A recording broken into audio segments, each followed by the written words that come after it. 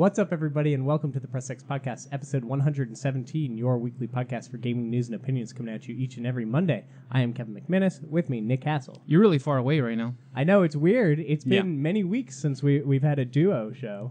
We've been doing this trio thing. So this is a nice change of pace. Good thing we have a lot to talk about. Yeah, that's true. Not too much going on this week at all. I thought for some reason there was like a lot of news this week, and then I went and compiled it. I'm like, oh, there's just actual nothing to talk about. Yeah, I usually every now and then click the IGNs, the Kotakus, the whatever of the worlds that are a little bit social, I guess, on social media and post stuff. And like, I feel like I didn't see an article this week. Yeah, and I looked. There was rumors going on. Sure. We were supposed to get the Spyro. Well, I shouldn't say we were supposed to. It was rumored that we were going to get that Spyro reveal, and then that didn't happen. I don't know. I'm still waiting on Resident Evil 2. You're not getting that this year at all. So I want to just start out real quick by saying we saw Ready Player One. Yeah. Sort of video gaming related, so I wanted to throw that out there. What did you think? I did a video of my thoughts on it, so I'm not going to go crazy. Did? I enjoyed it. I think everybody should go see it. I think it's a very good time. Just want to, real quick, what were your thoughts on this it? feels like the first popcorn movie of the year. And people can probably say Black Panther was that or something else. But I think this was just like bring your, I guess, family sort of thing, or at least teenagers and up. But yeah, it was fun. That's basically the best word I can use to describe it, is that it was just a thrill ride. Yeah, it reminds me of Jumanji when I saw that, where it is, I feel like adults will get it and like it and enjoy it, and kids will get it and like it and enjoy it, and they can both go to the movies together and leave happy. And I do want to point out something that I didn't talk in my review about.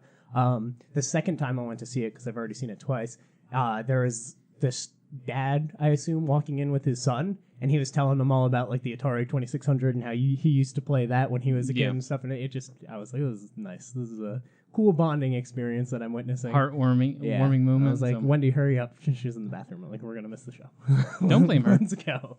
There's probably like 30 minutes of previews too. Yes, so there was I think you're good. Seats.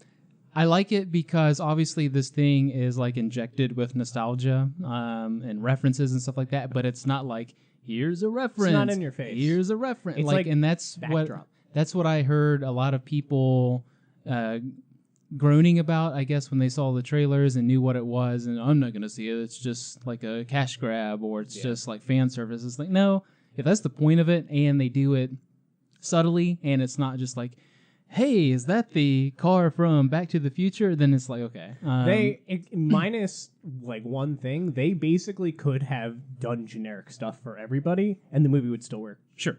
Basically perfectly fine, except for the fact that the creator was like obsessed with this pop culture stuff. Besides that aspect of it, the idea of it would that's still work. that's the point, is that even though they're in the whole like separate digital world, the Oasis, you're basically in the dude's brain for the the entirety of the movie. Like, you're seeing his thoughts that somehow got recorded. You're seeing all the things that he liked. You're seeing like little snippets of his life, and renderings of what he would be like now. Just stuff like that. So it makes sense that there's all these references. But like when you're just thinking about stuff naturally, it's like in the back of your mind. It's in the backdrop sort of thing. So that's why things can show up in the background and just kind of jive and work together.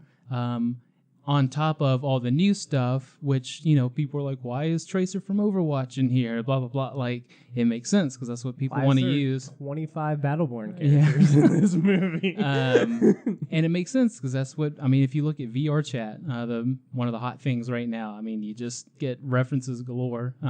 So it's what people right now want to use versus, all the stuff you're seeing like King Kong and things like that running around. So it's nice. It's a good time.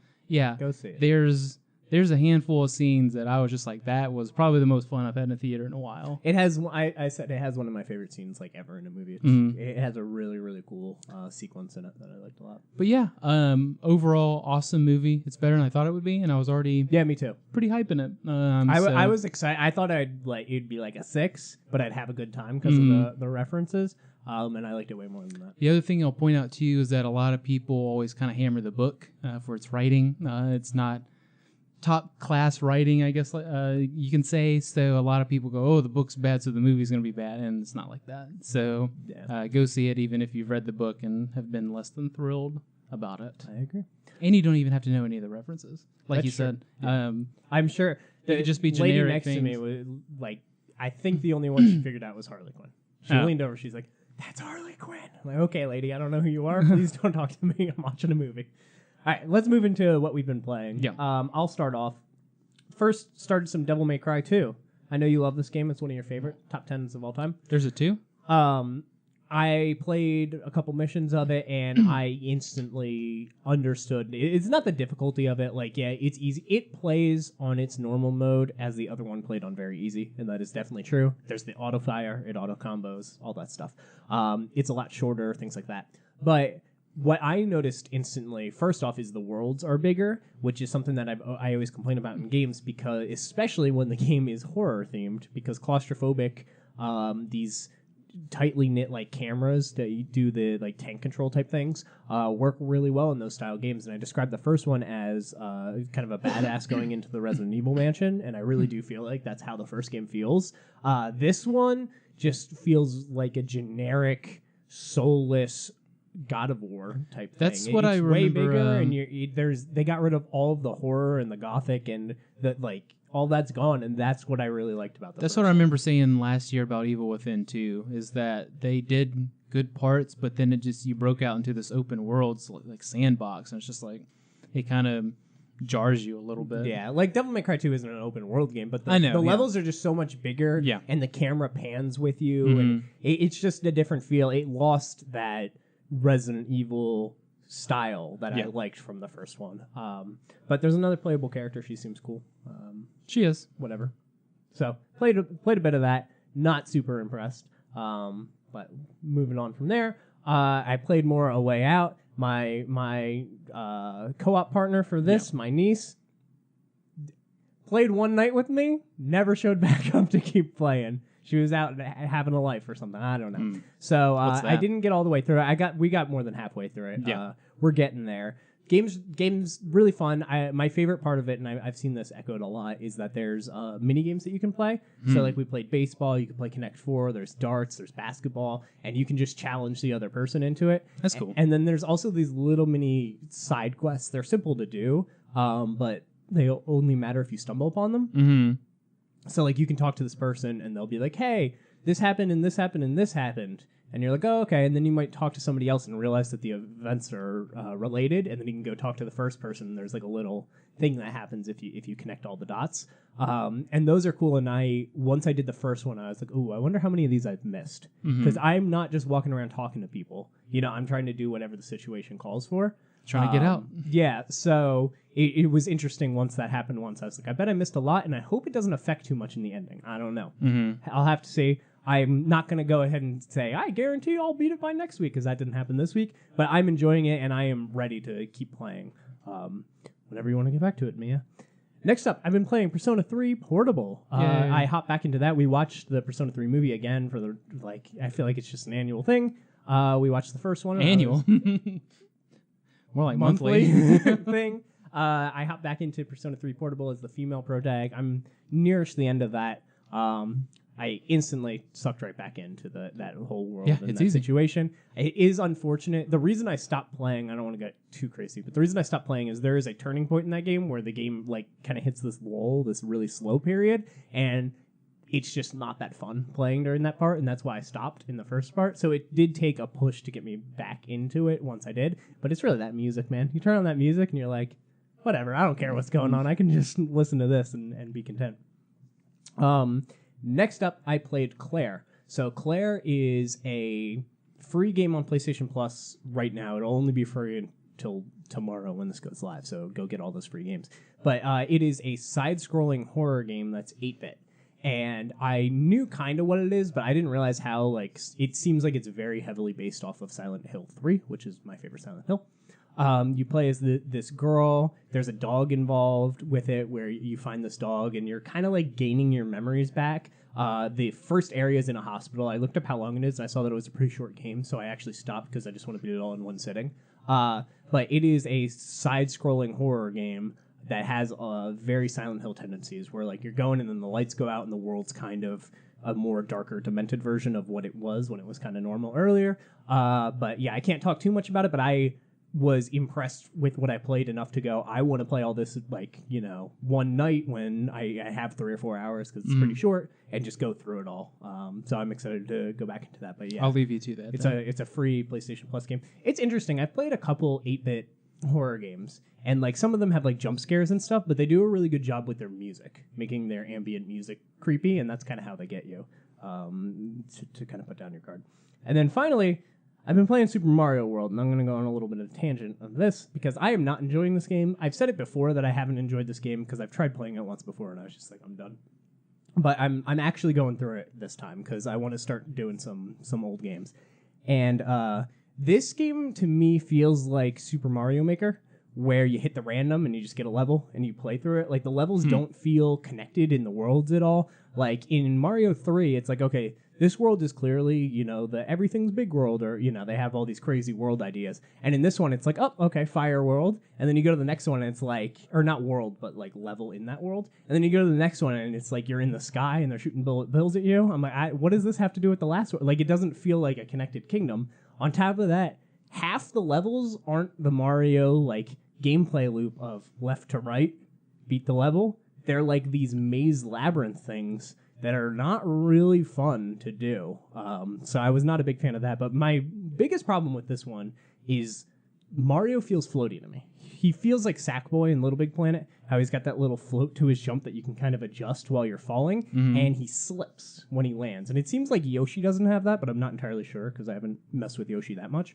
But I'll like jump and he'll kind of momentum himself off of platforms a lot. And from Mario 1 and 3, like, there was always that when you're in the air, if you hit back, he kind of like falls straight down and you can make these pixel perfect jumps. And I've slid off so many platforms in this game. It's ridiculous. And it's frustrating because like side scrollers are my genre. Like, that's my favorite thing. And when I'm just constantly sliding off platforms like this, I'm like, this is weird. And it could be my controller. Maybe my controller's got like a little bit, like it's old. So, because I'm playing it with the Super Nintendo controller. Maybe it's a little old. So like, the button presses are a little off and it holds down that forward a little longer. Maybe it's something like that. I don't know. I'm going to see. But he feels really, really slippery. The difficulty spike in the game is kind of ridiculous. The first level, they introduce you to like 5 enemies and you just walk up to them and you have no clue what they're going to do. They start throwing stuff at you. They dash at you. You're like, what is this? Whereas in the original Mario, they're like, all right, here's a Goomba. He just walks. He's coming at you. What are you going to do? Like, it didn't feel like they were throwing everything at you at once. And in this one, you'll go to a level and there's 6 new elements in the first 30 seconds of the level, and you're like having to learn all this stuff, as opposed to how I feel like a lot of the other Marios are, where they're like, okay, isolated incident of you and this enemy, figure out how it works. Okay, isolated incident, and then later levels, they're like, now we're building it all together because you know how everything works. In this one, I'm like, okay, there's a fire dragon, that's cool, but there's a wizard shooting at me too, and there's a fireball coming. Cool, what a sweet level to play. Like, it just feels like I said, a Mario Maker level. It feels like somebody just took all the tools and started throwing stuff at me. I don't feel like I'm learning and like conquering. I just feel like I'm hitting a wall and eventually breaking through. And then the other thing that I think is really weird is that Super Nintendo controller has so many buttons, and they're like, A and B is good enough. Like, Mario has quite a few abilities in this, and it took me a while to even figure. I still don't know how some of them work. I'm trying to figure it out.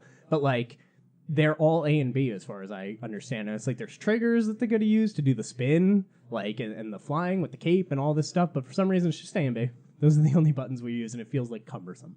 So yeah, I've said this before, but I don't understand people liking Super Mario World, like ranking it really high, and a lot of people rank it as the best Mario game. I just do not understand that at all. In a world where like Mario 3 and stuff exists, I think it's crazy.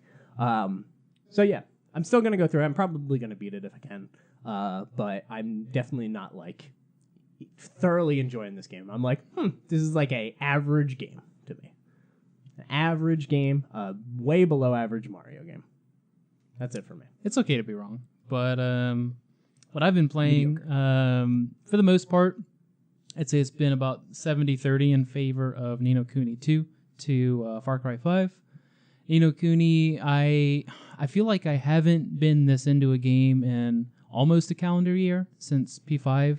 I know Xenoblade came out at the tail end of last year, and I think so far this is just a step above it. Probably in every category that's not music so far. And I don't know. I just really love this game. I think I've got technically somewhere like 84 hours into it, but the little caveat to that is when you finally get your kingdom thing going on, it's one of those situations where you have a bunch of your buildings, and this one is like your weapon building, this one's your armor building, this one's like your magic building, and you can send people to do research and buff up like your skills or make stuff easier for you. So those are all time-based. So the only difference between that and like a standard game is that when you shut your game off, it doesn't go off like real time. It goes off of game time. So I just leave my game on all day, and then I come back in. I've got way more gold, and I was wondering research done and all that. Because I play Fortnite all the time, and you're always on Ni no Kuni. Yeah. And I'm like, man, he must just leave his system on. Oh yeah, I don't sleep. I don't do it. Yeah, I just leave it on just so I can come home and have like absurd amount of gold. Yeah, that's nice. That's something I really liked about Final Fantasy Type 0 was there's training arenas. And you could go to a training arena and then shut off the game, and when you came back, your character leveled up. Yeah. So that's the only difference is that you have to leave it on, which is fine because I'll jump over to the PC and be playing Far Cry 5, and then, in between something or when I feel like taking a break, I can peek back over, and all these things are done for me. So my next I'm excited game time of Ni no Kuni is vastly easier. From everything I've heard about it, I think it seems like it'll improve on things for me. Yeah. Except for the story. I heard the story is just like significantly worse than the first one, and people are really disappointed with those cutscenes that they're not there, because the first one had like it was like part movie. It had so many cutscenes and stuff like that. Well, they're disappointed. I think because the whole first game was voice acted, and this one is not at all. So. I think that's why the Ghibli intervention or being part of it is the big difference. In the first game, they were very much like front and foremost, like in the game. Now it's like one of those, maybe they had like they're like an executive producer where they're just like, yeah, man, stop calling. I think they actually kind of went less JRPG than the first game. So that may or may not interest some people, but yeah, it's a lot different. The combat's very much not JRPG. The story, they left a little bit more to text and cut the cutscenes down and stuff like that. So, it's whatever. I like the route that they took, but I can understand if people don't. Yeah, I'm excited to try it out. I don't know if I can say if I'll beat the game by the time we do another one of these, but I would hope to. There's no sense in me rushing through Far Cry 5, I guess, too. So I can probably get through that one. So how's Far Cry 5 going? Because this is a game I'm actually interested in. Yeah. I won't buy it full price. I never buy the Ubisoft EA games full price, really. How's this game going? There'll be a summer sale. Yeah, probably. There'll be a sale in probably 3 weeks. Actually, prediction, there'll be a July 4th sale for this game. I like it. That being said, this is... A lot of people, when they review the game, echo that it's the best Far Cry, and I think I would agree so far. Really? I haven't heard that one yet. I heard that before the game came out, and then the reviews came out, and I was like, oh, that was just like people who got the game early. Like, it was like hype people? Critics I haven't seen say that. That's fair. The one good thing, at least from Far Cry 3 and beyond, even some of the like little spin-off stuff that they've done, are that the villains are really, really good. Mm-hmm. They've always got someone who you either just like hate, but like in a good, like you like. I actually just want to chase down and kill them. Pagan men. Yeah. Whoever's in this one. Joseph or Jacob Seed. But this one got me right from the beginning because it's one of those like it's in your backyard sort of thing. I think it's Montana. Yeah. It's one of those situations where it feels like it's pretty close to reality, like this could happen sort of thing. Whereas the other ones, when you're in like the Himalayas, like you can't really relate to that, or we can't relate to that. I mean, that's part of the reason I like Resident Evil 7 so much. Yeah. I really liked the whole like it's just a house in the woods and And in that similar vein, that's what I say bad guy or villain, but it's actually villains, bad guy, like it's a whole family. Yeah. So it's like brother, sister. So not exactly the same. And it's not treated the same as Resident Evil where they're all just sitting there feeding you, I guess.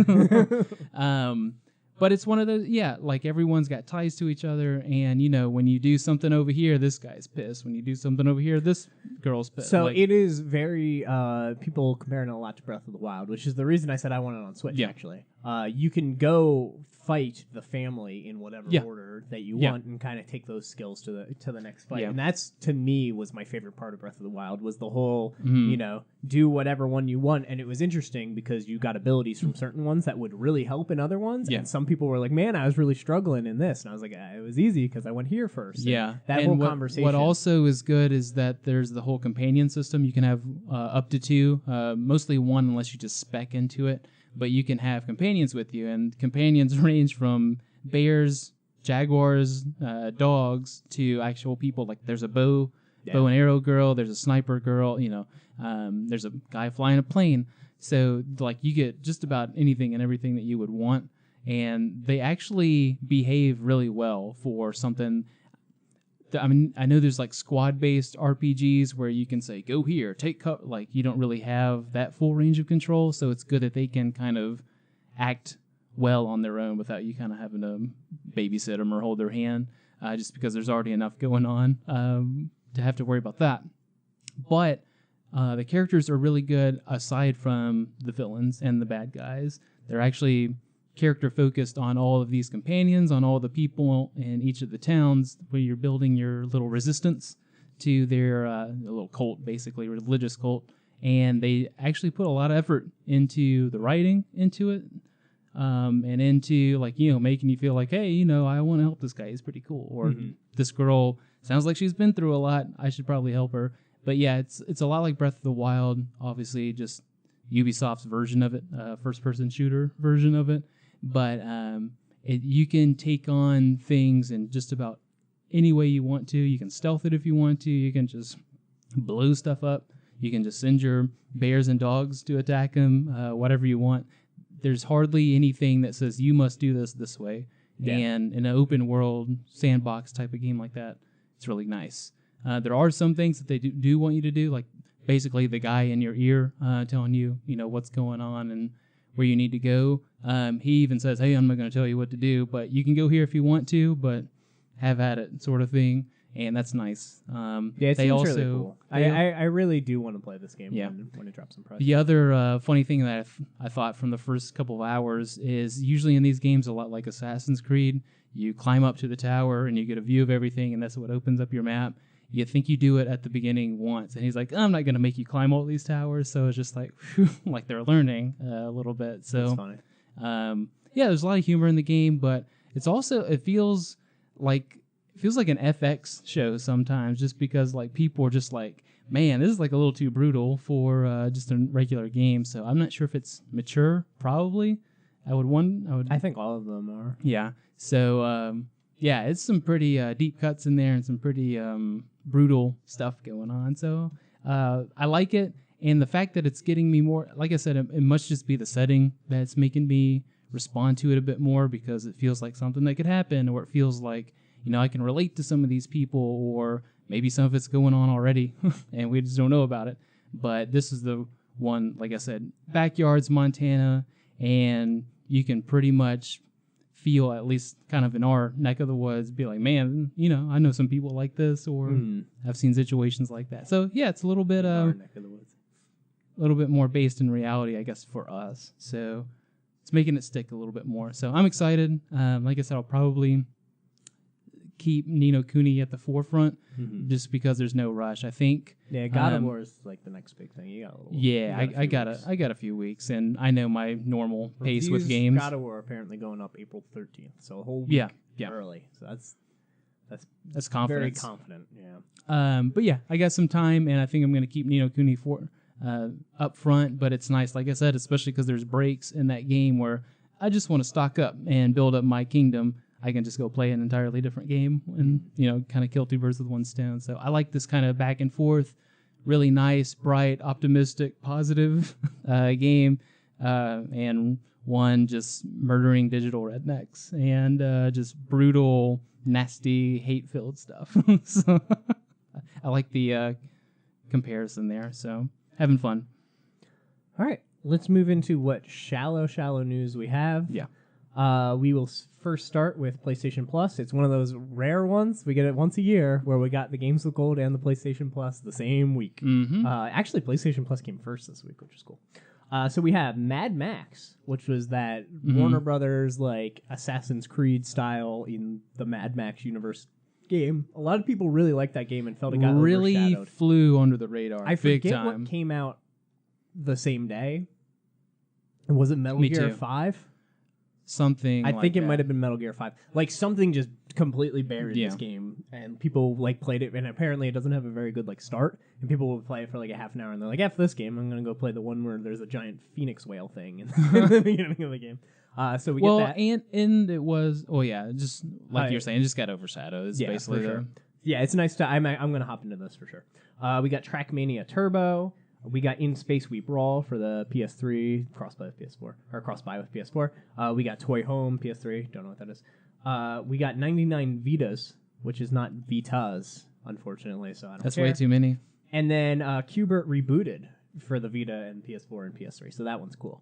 So this is a good month. It seems like we've turned the corner and we're getting that at least one big title, because that's how it was on PS3, and that's why a lot of people harped on PS4's PlayStation Plus lineup, because it was all these indie games. And while I like getting the indie games for free because maybe I don't want to spend $20 or $30 here or there on these games, I really like getting them for free, and I know that the short experience is like perfect it's kind of feels like it's been a bunch of B's and C's for the most part, but now they're getting into like the A plus sometimes, and something like Mad Max is, from what I understand, is pretty high, pretty highly received game. Yeah, I just feel like we're getting the more money games now. So that's cool. Yeah, obviously we got Bloodborne and Ratchet and all that stuff last month, so that's sweet. Honestly, hard to beat that. And then games with gold, we have The Witness, we have Assassin's Creed Syndicate, we have Cars 2, and we have Dead Space 2. So pretty good. Dead Space 2, good. Not the best Dead Space, but good. I think Assassin's Creed Syndicate is one of my favorite Assassin's Creeds. That's the pirate ship one? No, Syndicate is the London one. Okay. It's the Jack the Ripper one. Gotcha. Where you play as the girl. Black and the Flag guy. was the one I was thinking of. Yeah, you play as the girl and the guy, and they're like, we can't animate that girls. one. And then they game. I skipped that one due to just whatever was out at that time, and I was kind of like, that was the tail end of the Assassin's Creed yearly round. Yeah. I skipped so many Assassin's Creeds, but like this was one I think I got it for $7 on Black Friday, and I was like, I'll grab it for $7. And I played. I think all of them maybe have like 8 chapters, and I think I got to chapter 7, would like put it down, and I'm like, I'm done with this game, but I enjoyed my ride with it. I would completely content. I would play most, if not all, of these for free. Cars 2 being the exception. Yeah, Cars 2 is the exception. And then I think The Witness is one of the best games this generation. The Witness is insane. I'll be happy playing it for free, or having it for free at least. Yeah, The Witness is insanely good, and it almost never goes on sale. Like, I keep my eye on it. It's gone on sale for PC a couple times. I can think of 1, maybe 2 times it went on sale for PlayStation. Like, that game does not go on Technically, sale. It's not on sale. They're just giving it to you. No, yeah. So I'm saying, like, it's a $40 indie game. It's one of the more expensive indie games. So that was the biggest knock against it. As far as, like... It is long. Yeah. It's like a 60, 70. You could spend 60 hours on this game. Yeah, it was just the marketing behind it. It was just like, it's an indie game, but it's almost full price. You're like, I'm kind of torn, but everyone's like, it's good though. Yeah, so it's insane. It's just hard to get people to do that. I think the Games with Gold takes this over the PlayStation Plus just for The Witness by itself. I mean, like you said, that Syndicate game is good. Bugs aside, I know at launch it was real buggy. No, Unity was buggy. Syndicate was okay. Was it? Yeah, Unity was the one in like Rome or something where they had the 4-player co-op and all this stuff, and none of that's in this one. They don't have multiplayer. They don't have any. This is just a single-player Assassin's Creed. In that case, Syndicate's fine. Dead Space 2, I thought did some things better than the first game. Obviously, it's not Dead Space 3, but do you like 3 the best? Is that what you just said? Ish. Oh, God. Parts. Oh God. Microtransaction space. We're here, baby. But no, I agree. I think Xbox Games with Gold takes it by a wide margin. Let's move on to some No Man's Sky news. It's been a very long time since we talked about this game. It came out August 2016. and it was exclusive to PlayStation 4. People were like, is it exclusive forever? Blah, blah, blah. They never really answered. They don't do that thing. I mean, this is a bad example, but they don't do that thing anymore where they put exclusive on the cover, do they? Or do they put the little patch? I don't think. Yeah, I don't know either. But anyway, it has been announced that No Man's Sky is coming to Xbox and Xbox One X enhanced as well or whatever. And it will be coming with all 3 of the previous free expansions, ones that have added quick travel, ones that have added vehicles, ones that have added building your own bases and these teleportations and all this stuff. And it is coming with the new update, which is also free, called No Man's Sky Next. And it was interesting, Sean Murray tweeted out, hey, we have a small update that's coming out. And then he tweeted again, and he's like, small. And then he said... I'm only posting this now because it's about to leak. Like, apparently it got out, and he knew it was going to leak. He's like, so we're just going to do it on Twitter right here at like 11 at night. And then they revealed it, and it is the biggest expansion for the game that they've added. We don't know anything about it. We don't know what's in it. But I think he was just really... He's gotten so much flack for like saying stuff and it not being in the game and all this stuff. Or like, not saying stuff. Yeah, like that whole PR, the game's PR was like a nightmare. So I think he was tempering expectations already. He's like, small update, guys. Don't like freak out and just start getting crazy. But yeah, so we're getting No Man's Sky for the Xbox, and it's going to have 4 expansions to it that are huge. So it's almost like a relaunch of the game. And retry. I'm very interested to see how it does, because I think it'll be positive. I think this is going to come out. People are going to realize how much stuff they've added to the game. They're going to start over, which is important. Like the Xbox group is going to be playing it for the first time, because that is a very, very, very hard game to jump into when you've played it and like you go back to it. To get back to weeks and weeks later, and then you're like, I don't even know how to run. Like running on the thing is a weird, but it's like L2 or something to run. Like it's very strange, and it's very menu oriented, and you don't know like. All the elements are made up. You're like, I don't know what this does. I don't know what fuel is, all this stuff. So it's almost like a relaunch for the game. And there has been so many rumors that we're getting the PlayStation VR update with it as well. This is not confirmed, but this has been heavily rumored, and it ramped back up again with these announcements. So that's when I will care about the game. Yeah, if they do come out with the VR version of the game, I will wipe my save and start over and play it in VR, because that sounds awesome. That game is very slow. That game is very like walk around and exploration based, and all of that works so well in VR. So yes, I am also waiting for that. Though, if the next thing announces the other rumor is that it has full multiplayer with it, and if they start adding that stuff, then yeah, I'm willing to hop on. I think the only thing that they need to do is be careful of the price, because that was the biggest problem with No Man's Sky. We were talking about indie games being expensive. Yeah. They did the $60 indie game thing, and that was not a $60 game in a lot of people's opinion. That was kind of the problem. If they do make it $60, then they need to put at least 10 notices on the front cover that say it includes everything. This is a best of. Game of the year edition, all this stuff, blah, blah, blah, even though everything was free anyway. I don't think that they could do that because the game is so cheap for PlayStation now. Yeah. I think they have to launch it at like 30 at like kind of best for Xbox, but we'll see. I mean, there's nothing competing right now, really, with it. So yeah, I don't think if you wanted to put it at 30, that would be awesome. Yeah, I didn't write down when it comes out. I'm not sure, but it is this year. It's a this year launch. Next up, a real quick update for Wipeout. Wipeout randomly got that Wipeout VR that was announced at PlayStation Experience. They just one day posted a video and they're like, hey, go play Wipeout VR. It's here. I haven't gotten a chance to play it. The Wipeout Omega Collection is actually kind of hard to find right now. So I'm looking for it. I have heard nothing but amazing things. Apparently, the graphics are exactly the same. It doesn't take a hit. It's the full game. Every track, there's new. I think they added a few new ships and stuff to it, too. Not 100% sure on that. People are really, really liking this update. So I'm going to have to find this and check it out for sure. But that's exciting to me. Next up, this is the one that I knew the date for. Figured it out. HellBlade is also coming to Xbox One, getting a lot of those exclusives from Sony over there. So this one genuinely surprised me because I always think of that company as partnering with Sony. It's a little bit like Sunset Overdrive with Insomniac. It's like, oh, they did Ratchet and Clank and they did, Infamous, and they've done all these games. And then all of a sudden they're like, oh, we did Sunset on Xbox. Like, that was kind of weird. And this sort of reminds me of that. Like this, I tie them so close to Heavenly Sword for the PlayStation 3 that it's strange to see HellBlade going over. But it is. It's coming April 11th. So coming fairly soon. Very soon. And it's going to have all that Xbox One X goodness with variable refresh rate. I don't know what that means. We got the Xbox One Enhanced 4K going on. So it'll be very, very pretty. Yeah. I'm glad that they get that game. That game is phenomenal. Yep, you can't really hate it going over. Nah, More people playing it. Like, there's certain things that I'm like, this is great. Like the Tomb Raider thing, I lost my mind over. I still am mad about that. How they took the Rise of the Tomb Raider exclusive and put it on Xbox. That one always bothered me. But like, I'm mostly fine with that stuff. But some of them are weird. Like the Crash Bandicoot going to Xbox and stuff is weird to me. Having those original What's wrong games. with that? It's just so strange. Those games are Naughty Dog. Like those are Naughty Dog games, and they are on Xbox. It's so strange. Next up, another real quick one. God, the news this week sucks. Red Faction Guerrilla is being remastered.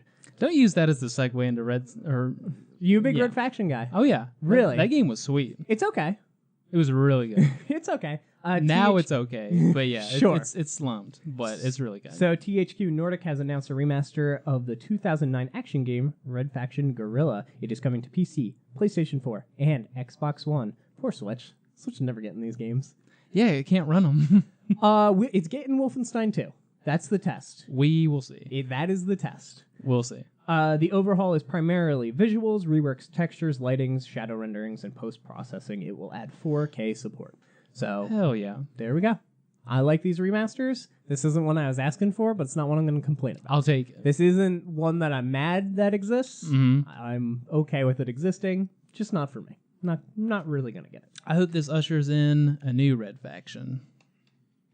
Yeah, they just acquired like all their IP back and all that stuff, so it's possible. Next up, I like this news. It's just rapid fire. Mew has been added to Pokemon Go. It's been a while since we talked about Pokemon Go. I've definitely dipped off playing it. I log in like once a week now to see if there's any new Pokemon that I don't have around. I think they hurt the game for me as a more rural player. If I was in a city, it'd be fine.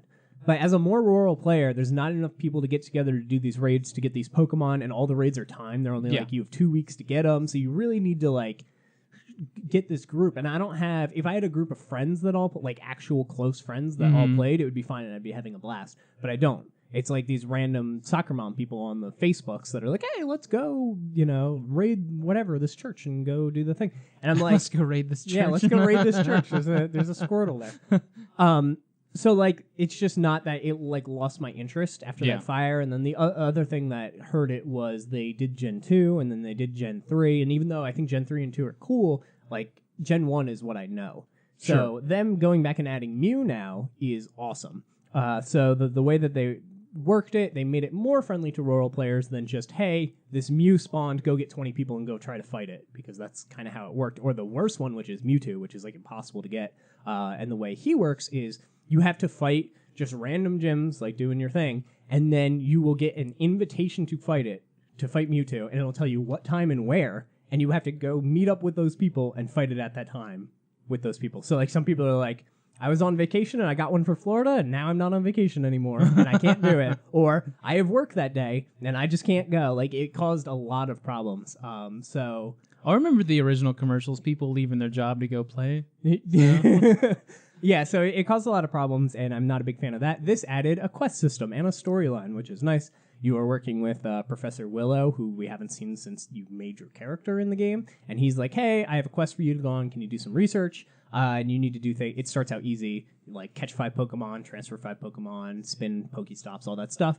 And then there's 7 tiers of it. And I think the last tier is like evolve a Magikarp into a Gyarados. And it's like these more difficult things. And if you do all of them, Mew appears for you and you get a chance to catch the Mew. Nice guy. Yeah, so really awesome. Glad they're adding quests. Glad they're doing that. I'm going to probably hop into Pokemon Go this week and sort of check it out because I do want Mew. I definitely want Mew. So,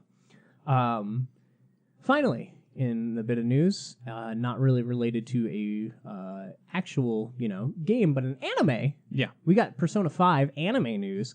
We got the U.S. streaming details. So let's read this. Aniplex of America, which recently acquired the rights to Persona 5 the animation in the US, announced today that it will simulcast the series on Crunchyroll and on Hulu. Anime News Network reports. The premiere is scheduled for April 7th, which is the same day it will air in Japan. Yep. This is what I like to hear. Guess who's getting Hulu?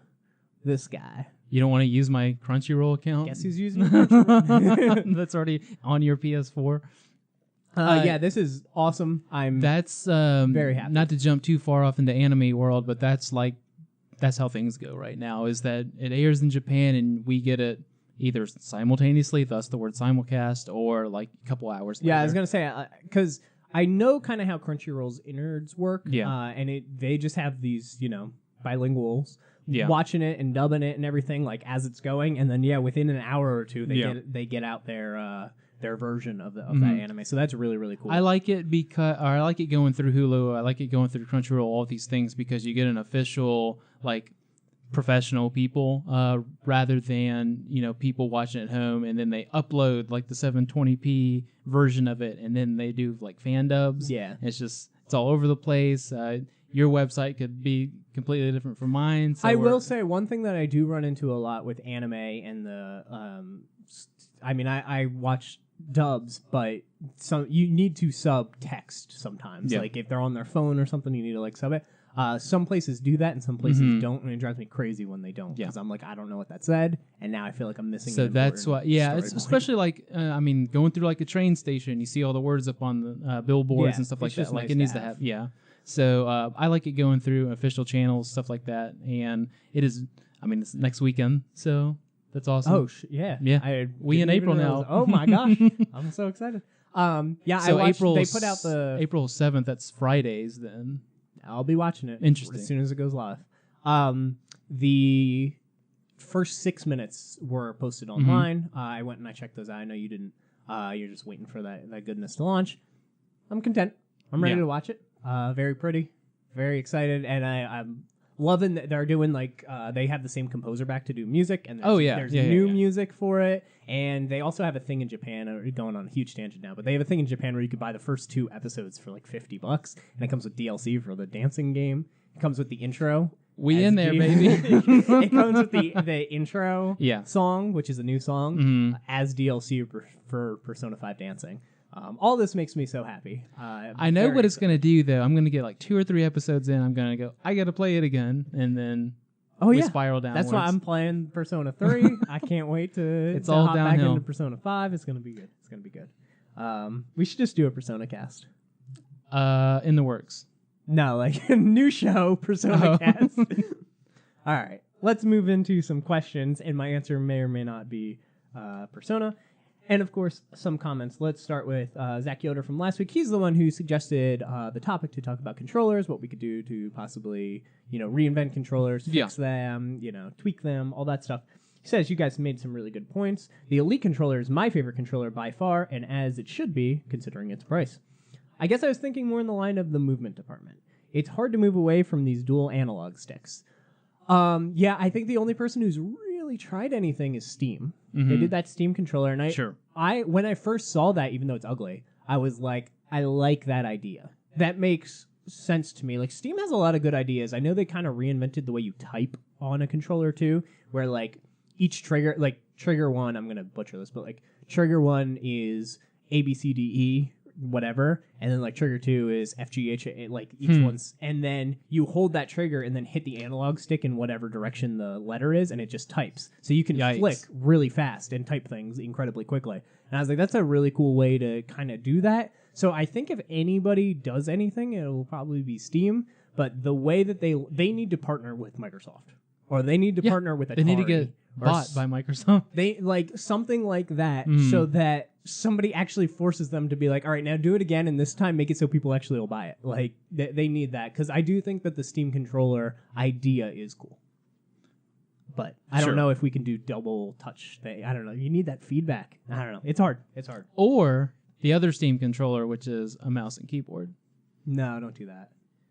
Though I did shut off vibration on Fortnite because it's busted, and the controller just vibrates every 15 seconds now. Nice. Their recent patch screwed it up, and the controller just kept vibrating. I'm like, I'm pretty done with this. After complimenting vibration a week before, I was like, well, shutting this off. All right, let's move into a quick question, and it is, what are some of the best games you have never played and want to play? So, looking at our past, I mean, there's a million of them. I'm sure I'm going to forget tons and tons. This is one of those where my answers would change drastically if I was like looking at my old case of or shelves of video games. I'd be like, oh yeah, that one. Oh yeah, that one. Yeah, I just not even speaking games that I don't own. There's tons of games I own that I haven't played. I want to get to, and then there's tons that I don't own that I would love to jump into. Like I know I try, like I got Haunting Ground. I bring that one up all the time. The Haunting Ground and like Kuon, I believe is how you pronounce it. Like these survival horror games. Those ones I actively look for and buy and try and get whenever I can because I'm so into that genre. But then there's a lot of just like Nintendo and Super Nintendo and stuff like that I want to play, and especially PlayStation 1. There's actually a lot of PlayStation 1 stuff too. So let's just throw out some stuff and luckily I get to avoid a lot of those because I'm really old and had those when they came out, at least Super Nintendo and beyond. So I don't have this like old like dusty box full of cartridges and stuff like that. So I can luckily escape that. Of cartridges. I think some, or we can go back and forth because I might think of a few more. Two off the top of my head in recent memory: Halo 5. Okay. I want to play it, but I've heard so many people like knock the campaign. But the multiplayer is good. Multiplayer is good. Oh yeah, multiplayer is awesome. But, you know, I'm kind of back and forth, and I need to just play it. Because at least before they made the jump to Halo 4 and whatever else after that, you would be pretty stunned to see, like, how big Halo nerds Kellen and I were. As far as, like, reading the books. I feel like Halo... you guys were the lore, more than everything else. But, Halo was such a massive thing, and it has... Not tanked, but it's just like people. It doesn't have that power behind it anymore. Yeah. They used to go Halo, and everybody was, and it was huge. And now it's like Halo, and it's like, oh god, don't mess it up. Oh yeah, that's why you can still say like Halo 2, and people kind of like stop what they're saying, like turn their heads, sort of thing. But yeah, Halo 5 is one, and another one from last year, Prey. Oh okay. I have it, and I just need to click install and play. Gotcha. I'll do a recent one for you. I've talked about this a lot. Witcher 3. Don't do it. I need to see what it's all about.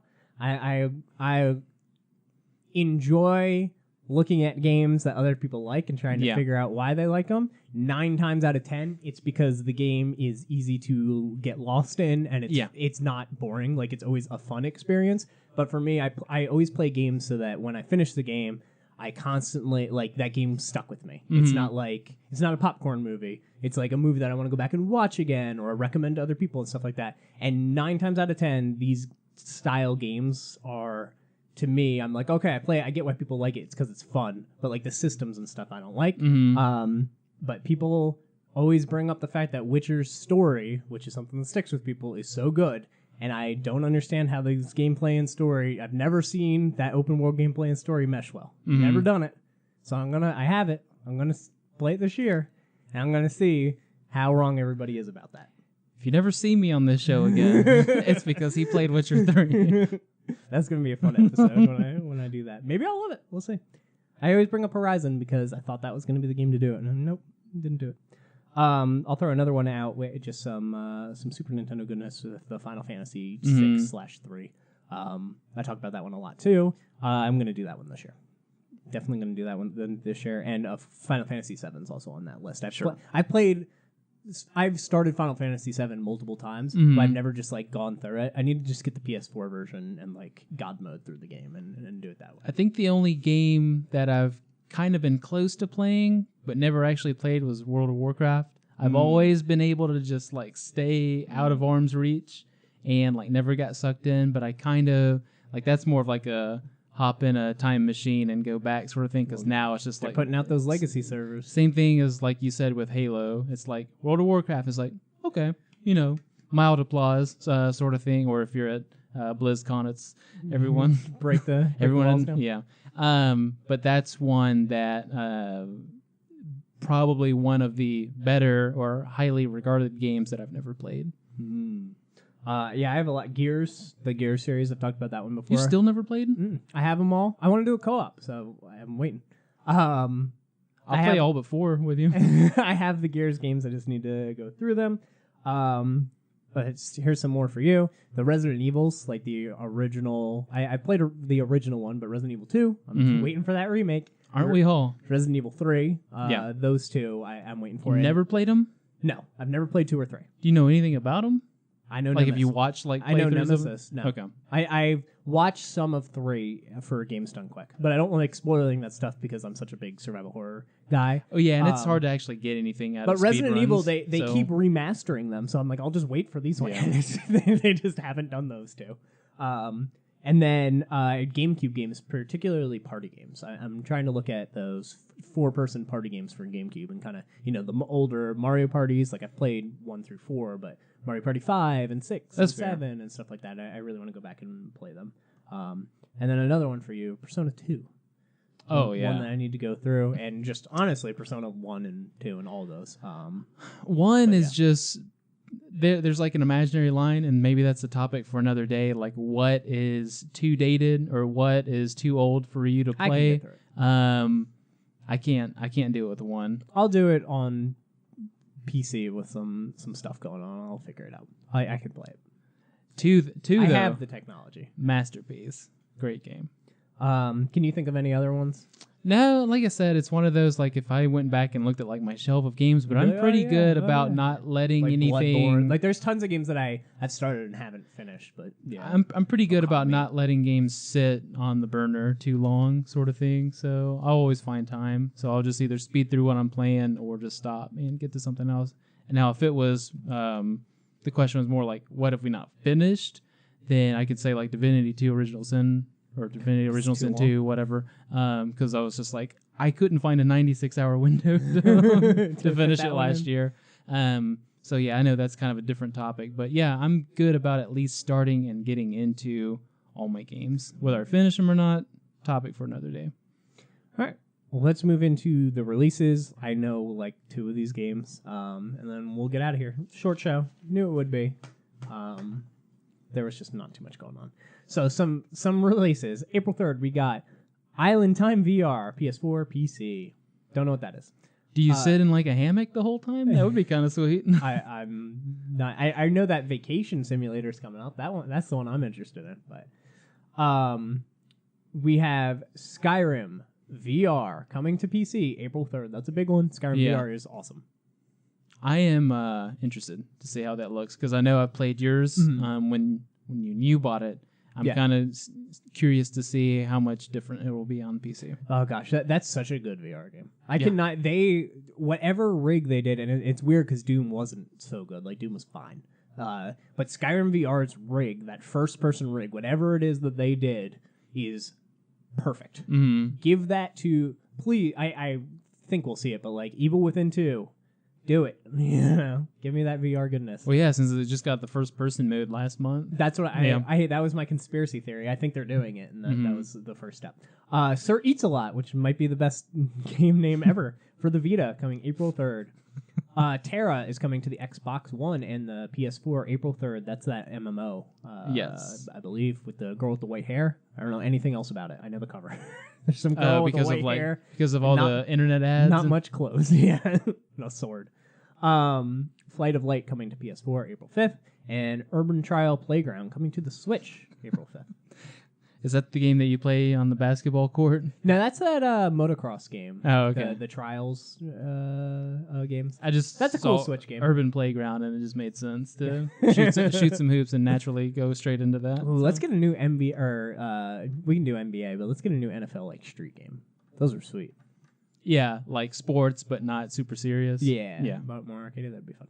That's it. Not too much going on, and I had to dig for those. So I was like, man, there's one release this week. Let me dig around and see what I can find, because the website doesn't have like ports and stuff like that on it. But that's it for this week. Nothing too crazy going on. Hopefully next week we got more news and stuff to talk about. But it's okay, because Persona the animation's coming out, and that's all that really matters. Yeah, see you guys. There might not be a show next week. We'll have to see. But anyway, thank you for being here. Nick? Ni no Kuni 2, Game of the Year. Pass it back over to you. Shadow of the Colossus, Game of the Year. Thank you so much for watching. We'll speak with you next time. They also have the next season of My you Hero didn't debate it. Academia coming out in the same day as Persona 5 anime, and I'm just like...